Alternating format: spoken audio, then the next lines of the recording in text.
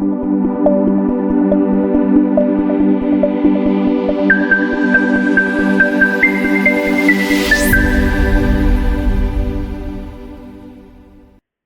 25% মার্কের মেজরটাই চলে যাবে আপনি আদৌ যদি টেন্সটা আইডেন্টিফাই না করতে পারেন।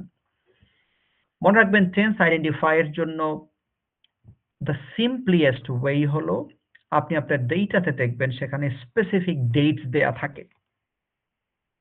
যদি আপনার ডেটাতে বা আপনার যে পিকচার সেখানে কোনো অতীত কাল অতীত কোনো টাইম ইন্ডিকেট থাকে, আপনি ড্যাম শিওর থাকবেন এই প্যারাগ্রাফ আপনারা জানেন আইএলটিএস রাইটিং টাস্ক 1 টাকে বলে প্যারাগ্রাফ রাইটিং। সেই প্যারাগ্রাফটা মোস্টলি ফার্স্ট টেন্স ইন্ডিকেট করে আপনি লিখবেন। যেমন একটা এক্সাম্পল আছে দেখুন, আমি বলছি ইন 1990 বা বিটুইন 2000 and 2010 এই ধরনের ইয়ার্স গুলো যদি কোথাও পান নাম্বারস গুলো আপনি নিশ্চিত থাকেন আপনাকে ফার্স্ট টেন্স ইউজ করতে হবে থ্রু আউট দ্য প্যারাগ্রাফ। দেন যদি আপনার বিশেষ করে ম্যাপের ক্ষেত্রে এই ঘটনাটা ঘটে যে ম্যাপের ক্ষেত্রে দেখা যায় একটা ম্যাপ থাকে আগের, একটা ম্যাপ থাকে পরের সময়কে ইন্ডিকেট করে। সো আপনি যে সকল ডেটা গুলো ফিউচার ইন্ডিকেটেড কোনো টাইম পাবেন যেমন 2040, 2050 এমন ধরনের কোনো ওয়ার্ডস গুলো পাবেন যেগুলি ফিউচার ইন্ডিকেট করে ডিরেক্টলি।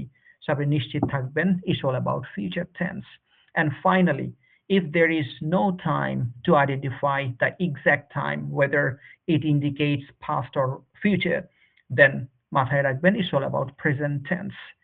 তাহলে অতীত যদি টাইম দেয়া থাকে পাস্ট টেন্স, ফিউচার ইন্ডিকেট করা থাকলে ফিউচার টেন্স, কোনো টাইম যদি না থাকে, কোনো টাইম নেই, আমার ইয়েতে কোনো সাল দেয়া নেই, then it's all about present tense. Is it clear to everybody, please? Yes, sir. Yes, sir. Yes, and then আমরা জানি প্রেজেন্ট পাস্ট ফিউচার তিনটা টেন্স নিয়ে কথা হয়ে গেল, কিন্তু আমরা তো জানি তিনটা টেন্সের প্রত্যেকটাতে আবার চারটা করে সাব টাইপস আছে, সব মিলিয়ে 12 টাইপস অফ হয়ে যায়। তন্মধ্যে আপনার সবগুলো টেন্সেস এর কোনো দরকার নেই আইএলটিএস রাইটিং টাস্ক 1 এর জন্য। In fact for overall IELTS preparation সব টেন্সেস দরকার নেই। প্রেজেন্ট থেকে আপনি শুধু দুটা টেন্স প্রেজেন্টের, present indefinite and present perfect, present continuous বলেন, প্রেজেন্ট পারফেক্ট কন্টিনিউয়াস বলেন, এদের বিন্দুমাত্র ব্যবহার নেই আইএলটিএস রাইটিং টাস্ক 1 এ। আপনি প্রেজেন্ট ইনডেফিনিট এবং প্রেজেন্ট পারফেক্ট এই দুইটা টেন্স সম্পর্কে আপনি ভালো আইডিয়া নিয়ে রাখবেন। আপনারা জানেন প্রেজেন্ট ইনডেফিনিটের স্ট্রাকচারটা হলো আমরা জানি সাবজেক্ট প্লাস ভার্বের বেস ফর্ম বা প্রেজেন্ট ফর্ম।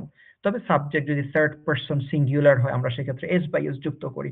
মাথায় রাখতে হবে যেহেতু রাইটিং টাস্ক 1 এখানে ফার্স্ট পারসন সেকেন্ড পারসন হওয়ার কোনো সুযোগ নাই, হবে মেইনলি কোনো একটা বস্তু যেটা থার্ড পারসন সিঙ্গুলার ডেফিনেটলি হতে পারে, মাঝে মাঝে থার্ড পারসন প্লুরালও হতে পারে।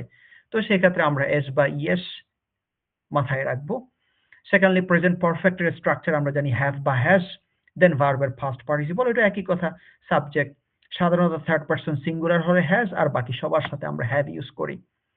আরেকটা important present indefinite structure that is all about modal present.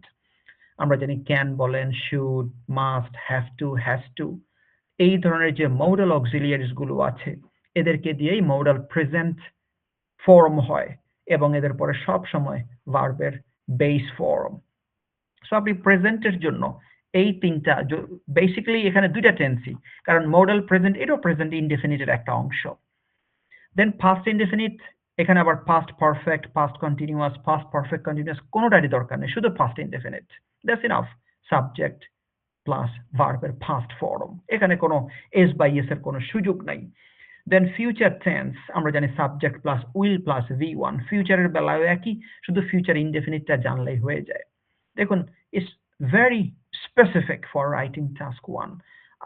আপনারা যদি এই প্রেজেন্ট ইনডেফিনিটের প্রেজেন্টের দুইটা, পাস্টের একটা, ফিউচারের একটা, তাহলে এই চারটা টেন্স সাথে হলো শুধু মডাল অক্সিলিয়ারি, এই পাঁচটা মোডের উপরে যদি আপনি বিস্তারিতভাবে জানতে পারেন, is pretty enough for